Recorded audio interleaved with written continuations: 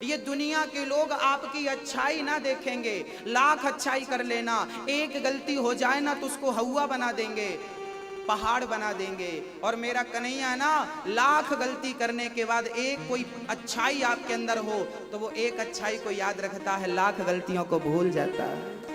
ये कन्हैया का स्वभाव है। और ये दुनिया वालों के स्वभाव ये अच्छाई नहीं, ये बुराई देखते हैं, ये कमियां ढूंढते हैं, कहां मौका मिले कहां मैं बोलूं, कहां डांटने का मौका मिले कहां मैं डांटूं। आप लोग भी थोड़ा समझ के चला करो। पुरुष जो होता है ना अहंकारी होता है। आजकल पति पत्नी के झगड़े बहुत सुनने को मिलते, तलाक तलाक तलाक, डिवोर्स हर जगह। शादी के साल भर बाद टूट जाती हैं शादियां, 2 साल बाद टूट जाती है। थोड़ी सी समझदारी हो तो शादी कभी टूटेगी नहीं। थोड़ी सी समझदारी, आप थोड़ा सा सहनशील बन जाओ और पति जो कहता है थोड़ा सा उसकी बात मान लो। अच्छा, हमारी माताओं को ना जब आपका पति आपको माँ और आपके बाप को कुछ बोलता है ना, आपको बड़ा मेरे बाप को बोल, मेरी माँ को मत बोलना। आप लोगों को ना एक गलत फहमी होती है, आपकी माँ को कुछ बोले ना तो बुरा लगता है, आपके पिता को कुछ बोले बुरा लगता है। पहले ये बताओ आपके माँ बाप हैं कौन? ये 100 का नोट यहां पर किसने चढ़ाया है? जिसने चढ़ाया है अब वो कहे कि ये मेरा है तो आप बताओ क्या उसका है? अरे भाई, आपने दान कर दिया, अब इस पर आपका कोई एक रत्ती अधिकार है? होए तो बताओ, हाँ या ना? आपका कोई अधिकार नहीं है। ऐसे ही कन्यादान, लड़की का क्या हुआ? कन्यादान महादान, कन्यादान कर दिया, माँ बाप ने कन्यादान कर दी और दी हुई वस्तु पर फिर कोई अधिकार? कई माएँ ना बड़ी, मैंने एक दिन अखबार में पढ़ा कि हमारे भारत में जितने भी तलाक होते हैं, डिवोर्स होते हैं, इन डिवोर्स में लड़की की मां का सबसे ज्यादा हाथ होता है। लड़की की मां का और लड़के के पिता का सबसे ज्यादा हाथ होता है। 100 में से 80 केस ऐसे होते हैं जो लड़की की मां और लड़की के पिता के कारण तलाक हुआ। शादी के बाद लड़की ससुराल गई, मायके आई, माँ ने पूछा बेटी ससुराल कैसी है? माँ ठीक नहीं है, वो पत्नी सास बिल्कुल खड्डूस है। अब माँ को गुस्सा है, इतना दहेज दिया, अब एक काम करना बेटी तू ससुराल जानी मत। वो नाक रगड़ता आएगा तेरा ससुर, नाक रगड़ता, मैं नाक रगड़वा दूंगी। ये बातें होती हैं लड़की की माँ की। तो तुम पैर में कुल्हाड़ी किसके मार रही हो? अक्कल है? थोड़ी सी समझदारी होती ना तो ऐसे शब्द ना होते। लड़की पराया धन दान कर दिया, अब उस पर आपका कोई अधिकार नहीं। हाँ, लड़की पर अत्याचार हो, उसके साथ कोई जुल्म हो रहा है, गलत हो रहा है तो आप आवाज उठाओ, पर भाई छोटी मोटी बातों के लिए आप पीछे पड़े रहोगे तो कभी उसका घर बस नहीं पाएगा। झगड़ा लड़ाई तो सबके घर होता है, राम के घर भी झगड़ा हुआ था, नहीं हुआ? फिर आपका घर बच जाएगा? मेरी माँ, लड़की की भलाई मायके में नहीं, लड़की की भलाई उसके ससुराल में है, इसलिए उसे ससुराल भेजो। और उससे जो तुमने मोह कर रखा है, बाद में लड़कियों को पता चलता है कि मेरी माँ के कारण मेरा रिश्ता खत्म हो गया। इसलिए अपनी बेटियों से ना मोह मत करो, नर्क जाओगी, नर्क। हाँ, दान दी हुई चीज में अधिकार जमाना पाप है, पाप। बेटी का दान कर दिया, अधिकार मत जमाओ।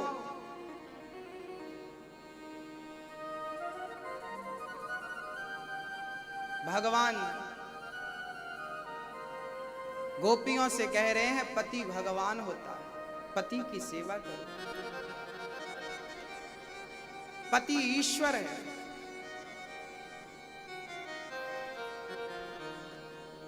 अच्छा, आप लोगों का जब समय पूरा हो जाएगा ना तो फिर आप लोग रोएंगे।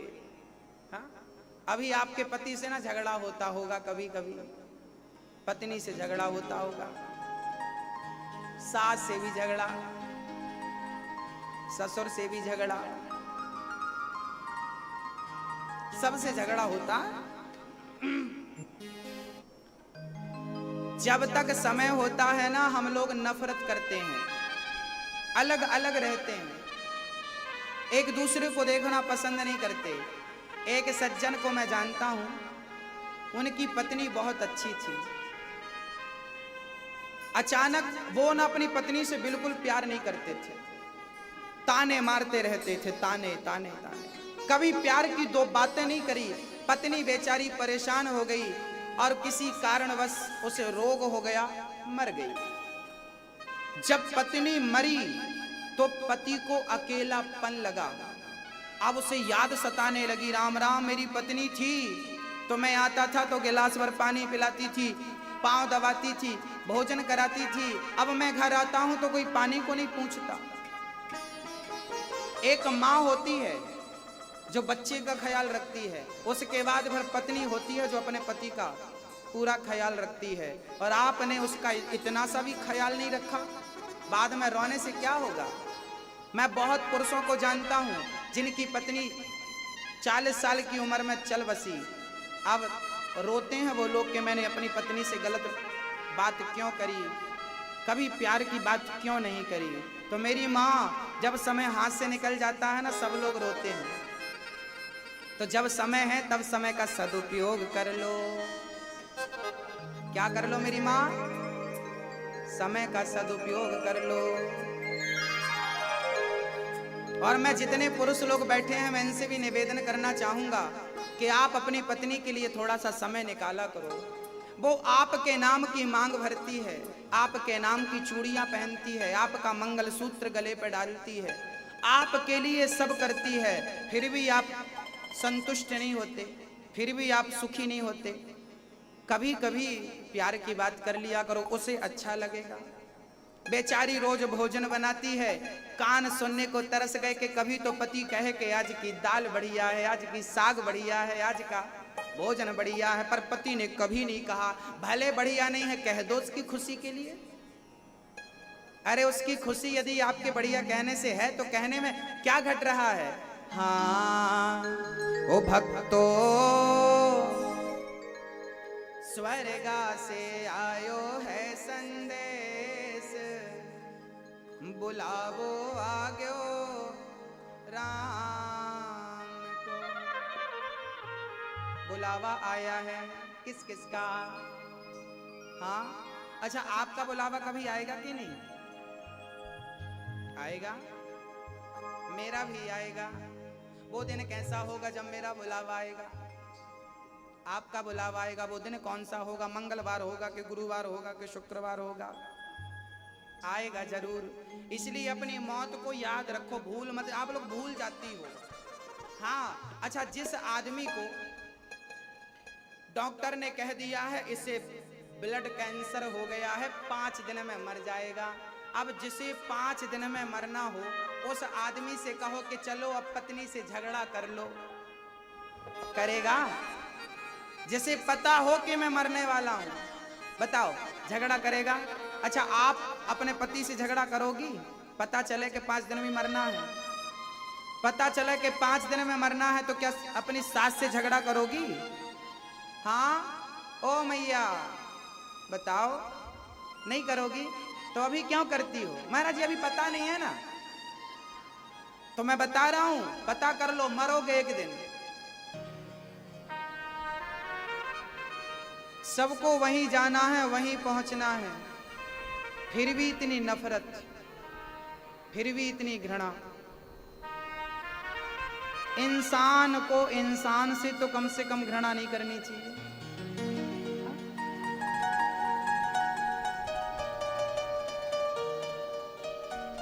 गोपियों को अहंकार आ गया, बड़ी किस्मत वाली हूं मैं, कृष्ण मेरे संग। और कन्हैया भी नाच रहे हैं, रास रचा रहे हैं ना, एक सखी के संग कृष्ण नाच रहे हैं। जितनी सखियां थी उतने कृष्ण। सबके साथ अलग अलग, किसी के कंधे पे हाथ रखा, किसी को टुकुर टुकुर देख रहे हैं, किसी की पायल पहना रहे हैं, किसी के संग लेटे हुए हैं, किसी के संग झूम रहे हैं, किसी के संग बात कर रहे हैं। सखियों को लगा हम बड़ी सौभाग्यशाली हैं। और जब अहंकार आया, याद रखना, यदि आप परमात्मा तक पहुंच भी गए तो आपकी काबिलियत से नहीं, कृष्ण की कृपा से ही पहुंच सकते हो। आपके अंदर इतनी योग्यता नहीं है कि हम भगवान को पा सकें। यदि वो कभी मिल गए तो वो आपकी मेहनत, आपकी काबिलियत से नहीं, वो अपनी अहेतुकी कृपा से मिलेंगे। अकारण करुणा करते हैं मेरे गोविंद, न जाने कौन से गुण पर दयानिधि रीझ जाते हैं। गोपियों को अहंकार आया, भगवान अंतर्धान हो गए, सारी गोपियां व्याकुल हो गईं, विरह में डूब गईं, रो रो कर सारी सखियों का बुरा हाल था। सारी सखियां कृष्ण के उस वियोग को सहन ना कर पाई, रोने लगी, रोने, हे कृष्ण, हे कृष्ण, हे कृष्ण कहकर पछाड़ खाने लगी, आगे बढ़ने लगी। तभी राधा जी ने कहा श्याम सुंदर से, कन्हैया मैं थक गई हूं आपके संग भागती भागती। कन्हैया बोले, राधा तो आओ मेरे कंधे पर बैठ जाओ। कन्हैया झुके, राधा जी कंधे पर बैठने लगी तो राधा को छोड़कर श्याम सुंदर चले गए। अब तो राधा रानी वैसे तड़पने लगी जैसे मछली तड़पती है, तड़पने लगी, हा कृष्ण, एक पल का वियोग सहन ना कर पाई और अश्रुपात होने लगा। पछाड़ खा खा कर धड़ाम से जमीन पर राधा रानी गिरने लगी, गोपियां गिरने लगी। चलती चलती गोपियां राधा रानी के पास आई, राधा मूर्छित पड़ी थी। अब सखियों को लगा जैसे ही राधा जी को होश आया, राधा रानी विलाप करने लगी, रो रो करके गोविंद को पुकारने लगी, श्याम सुंदर मैं मर जाऊंगी, मुझे छोड़कर मत जाओ। सारी सखियां कहने लगी। भक्तों, भगवान की पूजा हम नहीं जानते, पाठ हम नहीं जानते, विधि और विधान हम नहीं जानते। जानते हो भगवान मिलता कैसे है? हाँ, भगवान को पाना हो तो वो पूजा करके आप प्राप्त कर लेंगे कि नहीं मुझे नहीं पता, भक्ति करके प्राप्त कर लेंगे कि नहीं मुझे नहीं पता, पर एक उपाय है, जिस उपाय को यदि आप करें, हम करें, तो भगवान को इसी जन्म में इन्हीं आंखों से देख सकते हैं, प्राप्त कर सकते हैं। उपाय एक है, केवल जैसे छोटा सा बालक अपनी कोई जिद पूरी कराता है ना, तो क्या करता है? रोता है। बस मेरी माँ, जिस दिन कृष्ण प्रेम में आपको रोना आ गया, उस दिन समझ लेना कि कृष्ण आपको मिल गए। हमसे कुछ नहीं आता, पर हम रो सकते हैं उसके लिए, और रोएंगे तो वो कहीं होगा, वो हमें प्राप्त हो जाएगा, वो हमें मिल जाएगा। आंसुओं में बड़ी ताकत होती है मेरी माँ। भगवान तब तक नहीं मिलता जब तक ऑप्शन होता है, भगवान तब मिलता है जब कोई ऑप्शन नहीं रहता। उदाहरण, द्रौपदी ने पहले अपने पति को बुलाया, गोविंद नहीं आए, पितामह को बुलाया, गोविंद नहीं आए। भगवान बोले पहले तुम इनको आजमा लो, तुम्हें इन पर भरोसा है, मैं नहीं आता। जब सारा भरोसा टूट गया, केवल कृष्ण का भरोसा रहा, श्याम तेरे भरोसे, बस गोविंद आ गए। सांप को पानी से निकाल दो तो क्या मर जाएगा? कछुए को पानी से निकाल दो तो क्या मर जाएगा? नहीं मरेगा, क्योंकि उसे थल में रहना भी आता है। विडंबना तो उस मछली की है जो पानी से निकले तो तड़प तड़प कर मर जाती है। जैसे मछली पानी के लिए तड़पती है, बस वो तड़प जिस दिन भगवान के लिए आपके अंदर आ जाएगी, उस दिन भगवान मिल जाएगा, उसके दूसरे दिन नहीं, उसी दिन। बस हम तड़पते नहीं हैं, वो